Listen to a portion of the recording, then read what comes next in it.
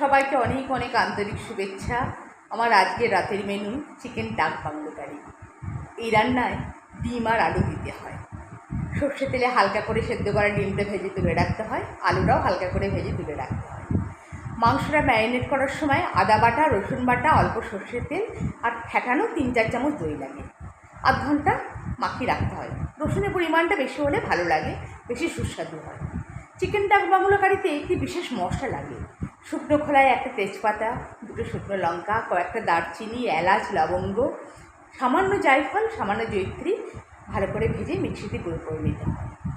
মাংসটা যখন কষানো হয় তখন আধ ভাজা আলুগুলো দিয়ে দিতে হয়। একটু কষানোর পর এই বিশেষ মশলাটা দিয়ে ভালো করে কষিয়ে জল দিয়ে ফুটিয়ে নিতে হয়। শেষে নামাবার আগে ভেজে রাখা ডিম দিতে হয় আর সামান্য গরম মশলা দিয়ে স্ট্যান্ডিং টাইমে রাখতে হয়। ভাতের সঙ্গে খেতে তো অত্যন্ত ভালো লাগে, তাও রুটি পরোটার সঙ্গেও খাওয়া যায়। আপনারা বানিয়ে দেখবেন, কেমন হয়েছে জানাবেন। আজ এই পর্যন্ত, সবাই ভালো থাকবেন।